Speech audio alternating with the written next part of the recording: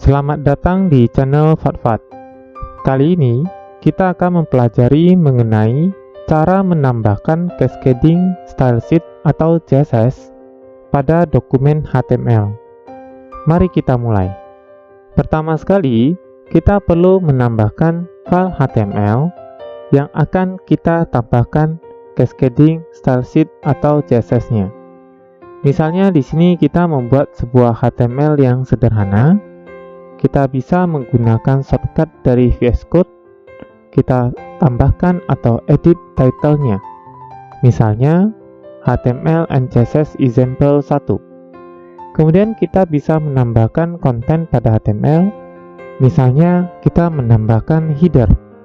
Kita bisa menambahkan elemen H1, dan kita juga bisa menambahkan section dan paragraf pada bagian yang lain. Isikan konten yang kita ingin tambahkan dan akan ditampilkan pada halaman web.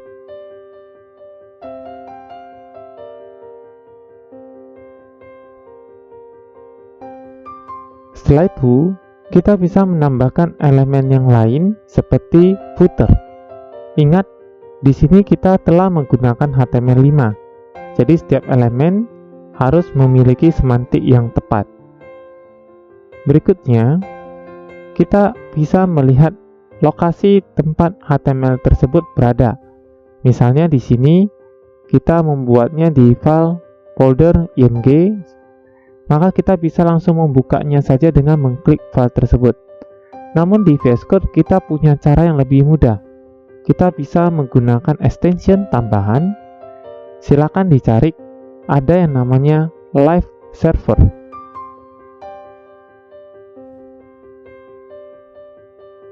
Silakan install dan tambahkan extension Live Server pada VS Code Anda. Di sebelah kanan bawah akan ada icon untuk bisa go live.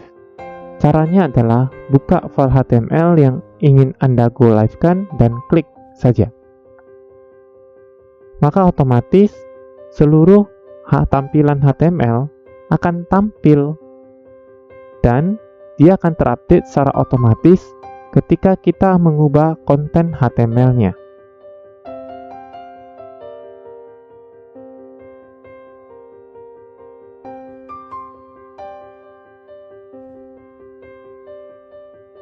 Nah, misalnya kita edit sedikit di sini supaya nanti bisa kita lihat adanya tambahan auto update di tampilan kita di browser. Tanpa harus untuk merefreshnya, kita cukup save saja dokumen HTML-nya, maka otomatis tampilan di browser akan terupdate. Nah, berikutnya mari kita tambahkan CSS. Ada 3 cara. Cara yang paling sederhana adalah menambahkan atribut style. Kemudian isikan dengan properti dan value dari CSS yang ingin kita tambahkan.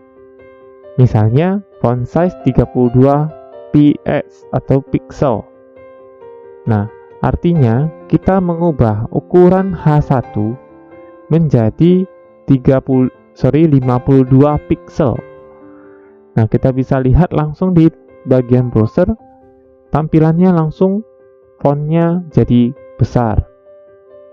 Kita bisa edit lagi, dan dia fontnya akan otomatis kembali sesuai dengan ukuran yang kita set. Kita bisa tambahkan atribut style pada elemen yang lain, misalnya P kembali. Tapi di sini kita set dia ukurannya hanya 18 pixel. Perhatikan, terjadi perubahan ya. Nah, atribut style terdapat pada semua elemen HTML, sehingga Anda bisa menambahkan CSS pada elemen yang ingin Anda tambahkan.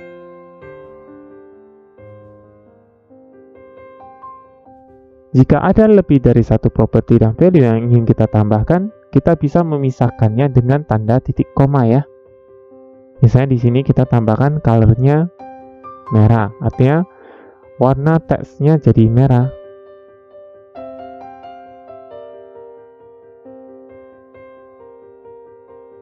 Nah, misalnya kita tambahkan lagi style pada bagian footer.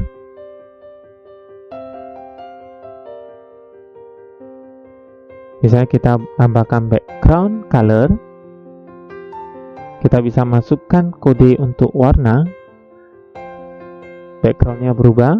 Kemudian kita tambahkan lagi, misalnya warna teks yang kita buat jadi putih, maka otomatis warna teksnya berubah juga. Di sini kita sudah mempelajari ada beberapa properti ya, ada font size, ada background color. Sebenarnya ada banyak sekali. Nah, tidak bisa kita sebutkan satu persatu. Berikutnya adalah kita menggunakan cara yang kedua, yaitu menggunakan internal CSS. Kalau tadi kita atribut style itu kita sebut inline. Nah, untuk internal kita tuliskan dulu selektornya. Selektor yang kita masukkan usahakan itu presisi. Maksudnya adalah kita mau stylingnya untuk header H1. Maksudnya adalah H1 yang ada di header.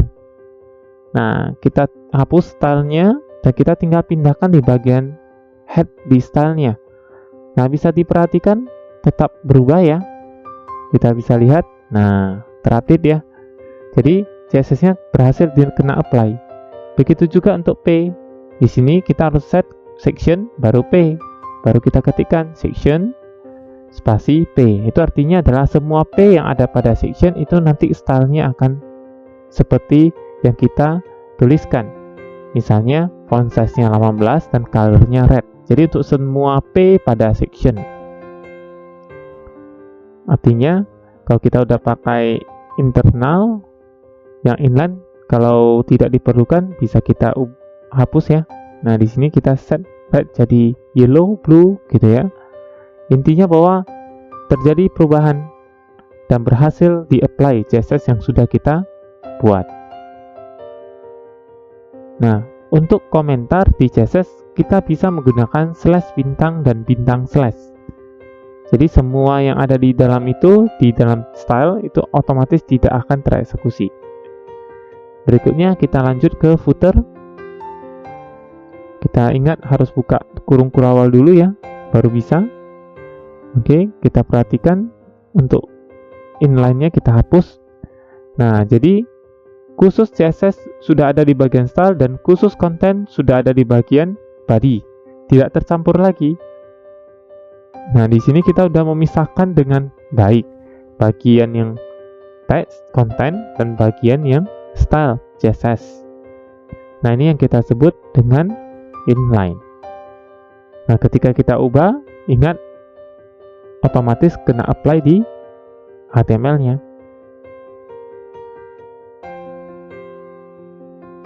Nah, berikutnya adalah kita akan membahas cara yang lebih sering ditemukan, yaitu external CSS. Kita bisa membuat sebuah folder baru di sini, misalnya kita buat CSS, kemudian kita buat file baru, misalnya style.css. Nah, kemudian kita bisa memindahkan semua yang ada di inline. Jadi di dalam blok style ini kita cutkan saja, kita pindahkan ini ke dalam file CSS yang eksternal. Oke, kita rapikan. Ingat di CSS sebaiknya rapi ya, supaya nanti kita lebih mudah untuk mengeceknya jika ada kesalahan. Nah, jika sekarang kita udah pindahkan, otomatis kan CSS-nya nggak ada. Nah, kita perlu linkkan dengan menggunakan elemen link. Href-nya itu adalah lokasi file dari CSS-nya. Nah, di sini Anda harus perhatikan lokasi dari CSS dari HTML-nya. Oke, jadi di sini kita mirip seperti yang kemarin, itu ada yang namanya link relatif. Nah, kira-kira seperti itu. Perhatikan posisinya. Nah, karena di sini HTML yang saya buat di folder img, maka saya harus keluarkan dulu. Oke, saya keluarkan. Nah, jadi strukturnya HTML ada di luar, baru di dalamnya ada folder CSS, dan di dalamnya ada file style.css. Nah, untuk yang tadi, karena kita ada pindahkan, kita stop dulu. Oke, kemudian berikutnya kita start kembali. Nah, seperti ini. Baru muncul ya. Jadi dengan adanya link seperti ini, kita sudah bisa meload CSS secara eksternal. Dan cara inilah yang paling sering ditemukan ya, ketika di dunia kerja dan dunia nyata. Anda bisa menambahkan lebih dari satu CSS sekaligus pada satu HTML.